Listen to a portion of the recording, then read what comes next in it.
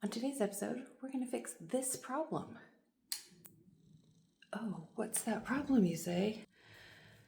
LED lights should not be on a dimmer. So, we're going to swap this baby out. Wish me luck.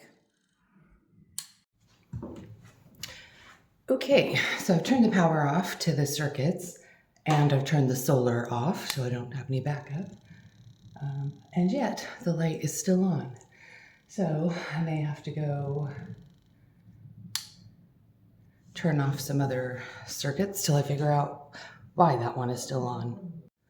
All right, let's see if that did it. Yes, okay. So I've turned off the ground floor lights and the first floor sockets. So this is the light switch that we're going to put in, going with our vaguely copper theme throughout the house. It's an intermediary switch, so I'm hoping it will be as simple as I think it is. Once we crack open the back, it's literally just an earth wire, a live wire, a neutral wire. Wish us luck here.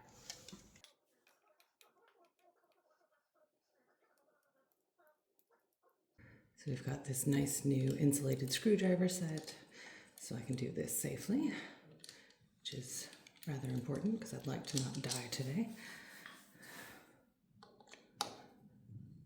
Although now that I've put the other screw head in, I can't get it out, so I'm just using this without the big handle. Well, the good news is it's a nice tight screw. Okay, the other thing I need to check is actually just making sure these are the right size plates, which thankfully they are. So that will make life a little bit easier. Okay, so as you can see, there's a yellow and green earthing wire. Because this dimmer switch is plastic, it didn't need to be grounded. The one that we have, because it's got the copper plate, does need to be grounded. The black and red, if they were made after 2004, would actually be blue and brown. So it's quite old wiring. What I'm going to try to do is see, I think I've got a couple of offcut snippets around here, just so that I can put a brown cable onto the live wire, just to make sure everybody who comes after me knows exactly what I've done here. All right, one of the upsides to being a hoarder is I had some wire snippers. So we're just gonna stick them in there, give it a good tug, theoretically. Come on, there we go. And now I've got a brown sleeve to pop onto the wires. The next step is to get out my little tiny flathead screwdriver. So again, this is insulated to be safe. All right, okay, so we are gonna get in here and release the wire from the terminal. Drop the screwdriver.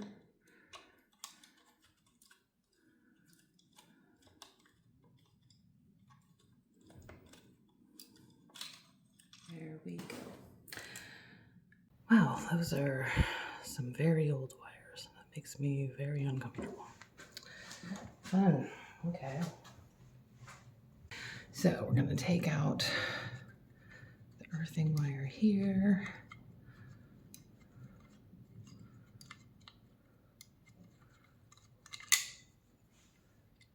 That. Okay, and we're gonna just pull that out. Oh, these wires are old and janky. Okay, so just again making sure. Yes, I know I should have an electric tester, but I also know they are off. What I'm gonna do is strip those, because that just makes me a bit uncomfortable with having them all bent and old like that. So first what I'm gonna do is just snip these little janky ends off, hopefully. Oh, these are really old wire cutters. The stripping part works great, the wire bit, not so much. So I might have to go get my better wire cutters here in a second if this doesn't There we go. All right, so we'll get these bent ends off, which frankly make no sense. Okay. And again, what we're going to do is just pull off a fresh tip. Get in the right one there. There we go. Okay. So pull off a fresh one there. There we go.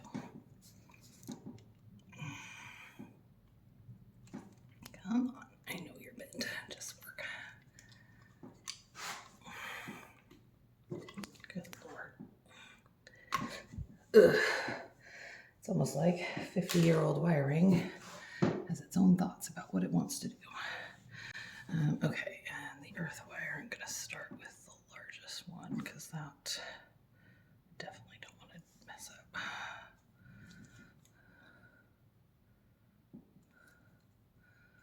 Oop, doesn't like that one.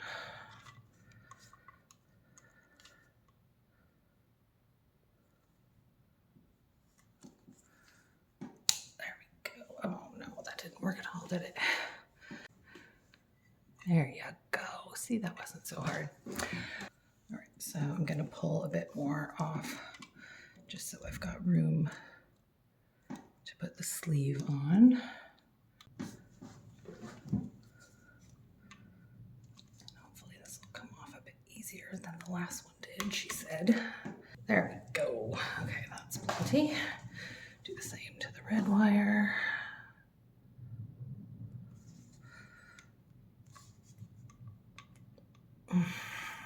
There we go. Okay. Now, black is blue.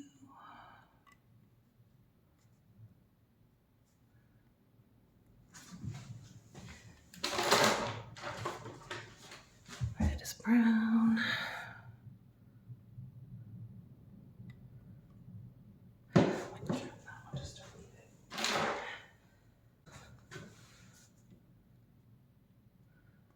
Okay. And then, all right, so we'll just loosen up all these screws first. So you can see now there's room for the wire to go in there.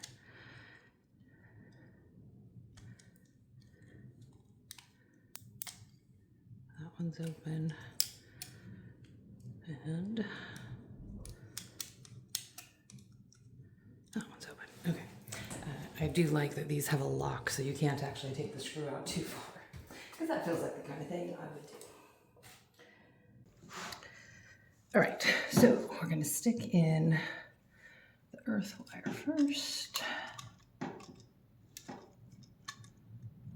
Earth wire in.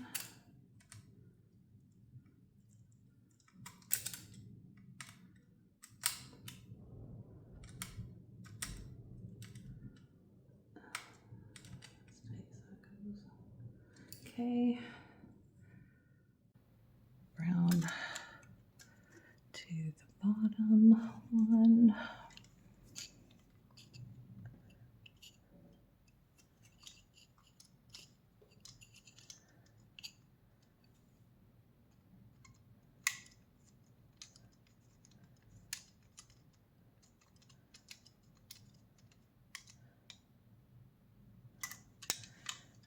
And that did not work. This may be why they had doubled the wires.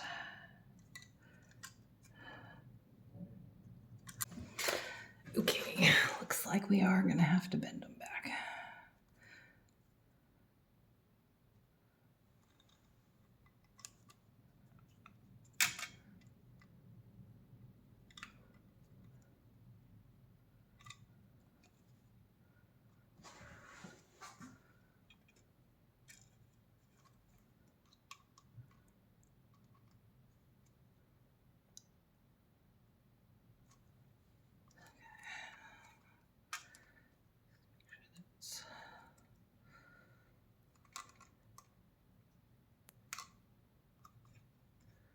Got enough room to actually go in now.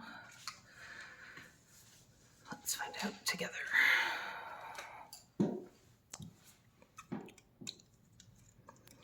Okay. Round on the bottom.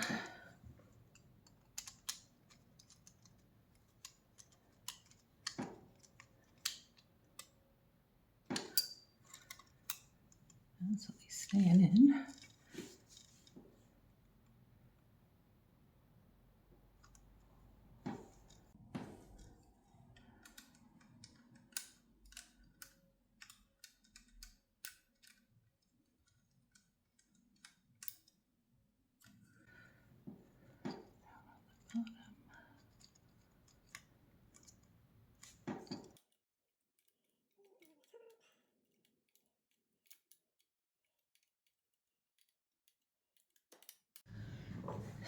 Okay, now the last thing that we need to do is to put the earth wire back in.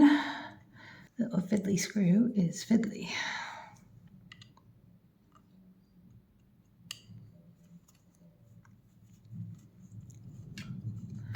There we go.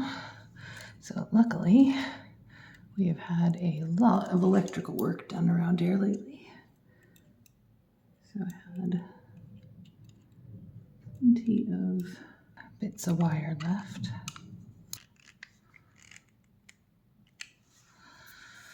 Okay, and then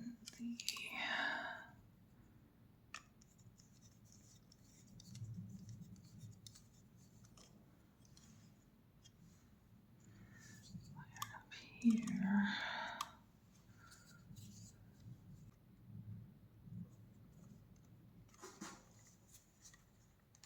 There we go. Okay. All right.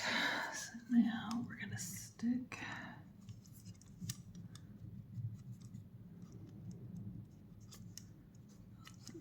those into.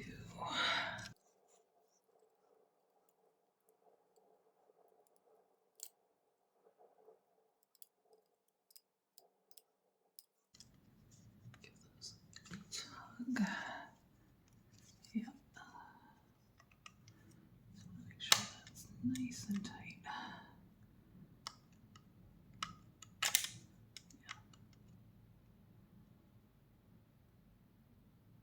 Okay, there we go. All right. Okay, that all looks nice and secure. So let us pop the front on.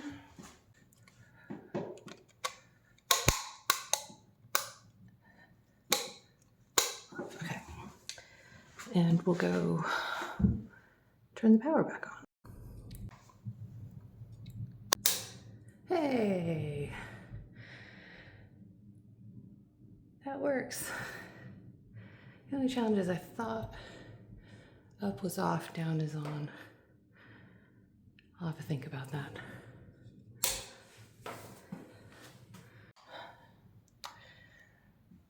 I'm slightly confused because no matter which way I wire, up is always on.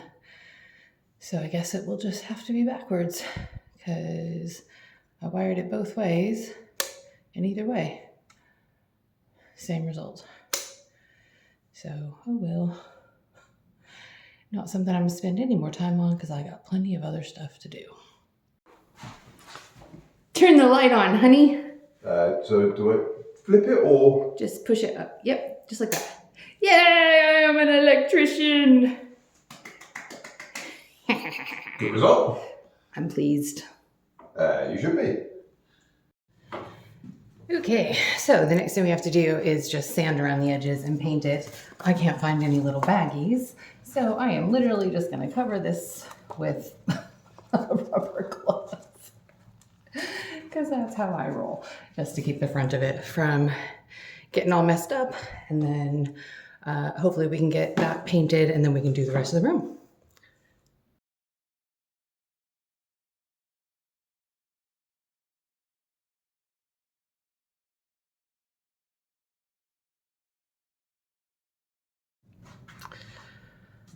well, this is fun. It's pulling up one of the skims. I think this is where the guards had flaked, and so it's causing bubbles. So I think what we'll have to do is let it dry and then come back over it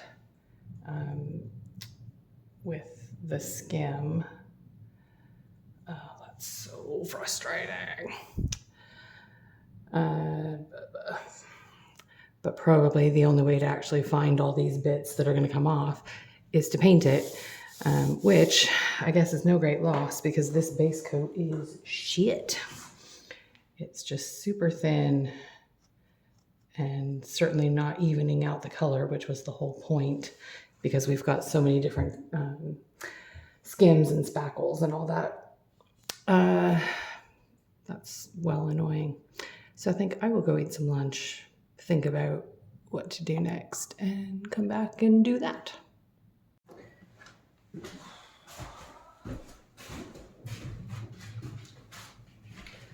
Well, super annoyingly, we've had a bit of a failure.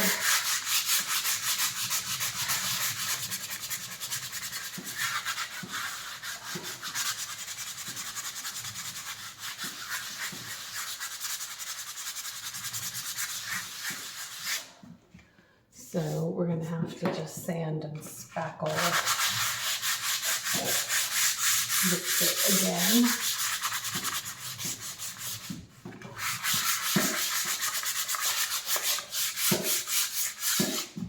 Just trying to see if there's any other places that it's obviously bubbled up like that.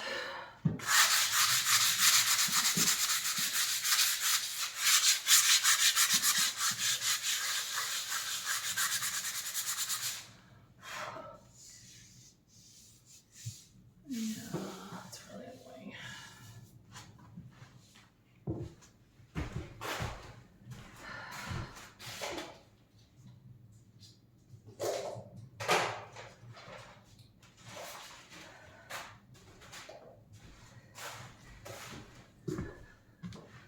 Some days it feels like the spackling will never end.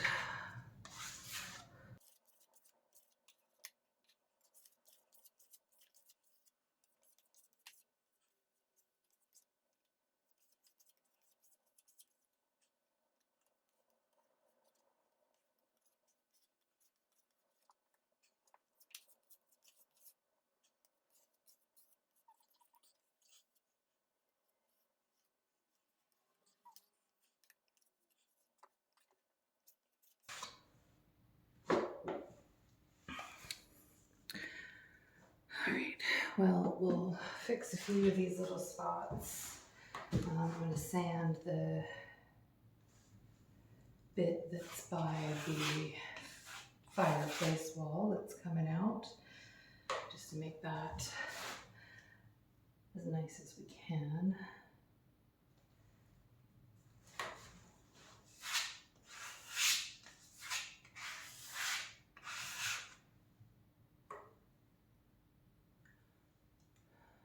And then I'm just gonna put the primer coat up and see what happens, really. Hopefully we won't find that loads more of the skin comes up, because there are only so many times I feel like plastering the same freaking wall.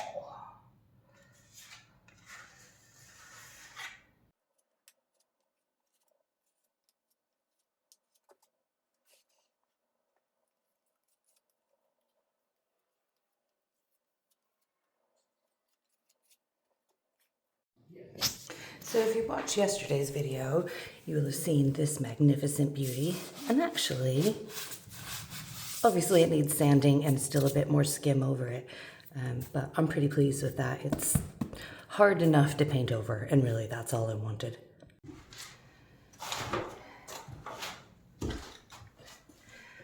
right, so I think that should be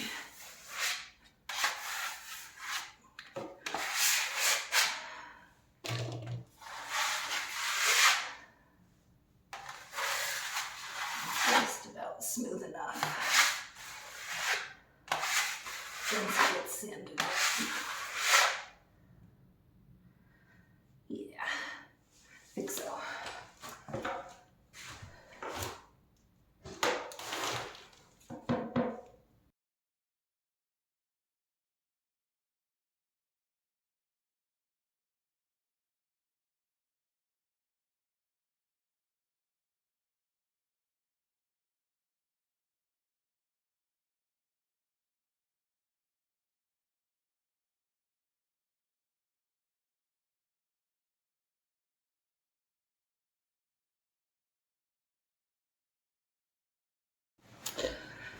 All right, well, honestly, it feels like a slightly pointless exercise because it obviously has no color coverage, but it has exposed a couple of other spots where it peeled the paint off when I rolled it. So better to know with this cheap crap than my very expensive B Corp coats paint. So I'm gonna let this dry for a bit, and we're gonna make another run to B&Q because I am gonna need just a wee bit more ceiling paint to just touch up in here, and then that should be plenty to do Andy's office, which is quite a small room. And we're gonna go get some stuff to do some more electrical work and put in another socket. Because apparently I'm an electrician now as well. All right, we've let this dry for a bit. So I'm gonna just do a wee bit more sanding. Might have to yet again spackle in a wee bit of it.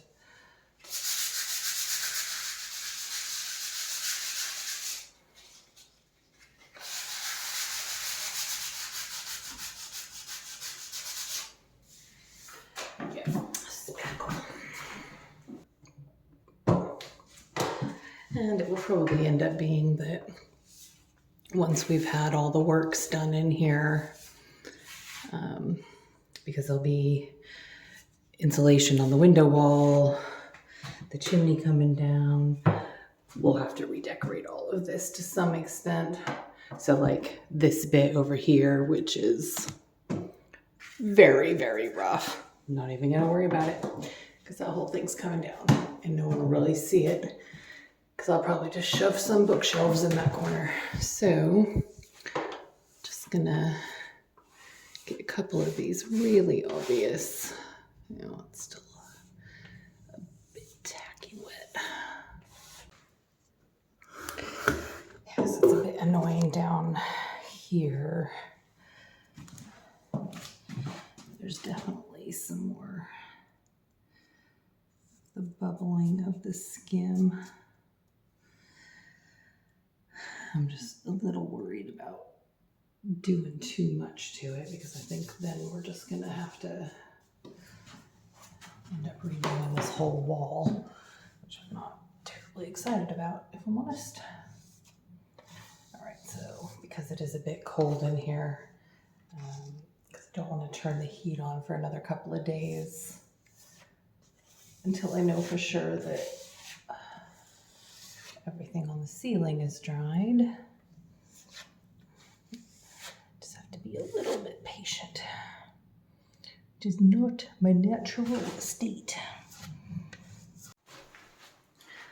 All right, we're back from B&Q. We've got some better, hopefully, primer. I'm gonna do just a quick round robin here, and then we'll have some dinner and see if it's dry enough after dinner to at least paint the bit around the light socket. This is a fun bit where I opened a can of paint and it exploded all over my clothes. So I guess these are now permanently paint clothes. All right, this room seems determined to just suck my will to live. So the paint has just absolutely pulled the paint off the walls and all the way back to the skim. So I'm just gonna have to let it dry for longer, I think, because it's just so cold. It feels dry, like you can touch it and not get wet, but it hasn't cured in any way at all to the walls, which is very frustrating because this wall, totally fine, no issues. I've got to cut it in, but obviously once that's done, really the room will be that wall will be ready to paint. So I'm going to use the paint that I've got into the roller tray to do the cutting in, but I just don't think I dare try to paint this for a couple of hours, and obviously this mess, I'll just have to re-skim and sand completely. So that's how our day is going. Okay, well, as expected, it's not dry enough to do. So I've at least done a first coat around the air quote skirting board. Yeah, and I'm just gonna stop messing with it before I make it worse and have to redo the entire room from scratch, because that would suck. So we will try again tomorrow night after it's had another full 24 hours to dry, and hopefully we'll have better luck. And if not, there will be a lot of swearing.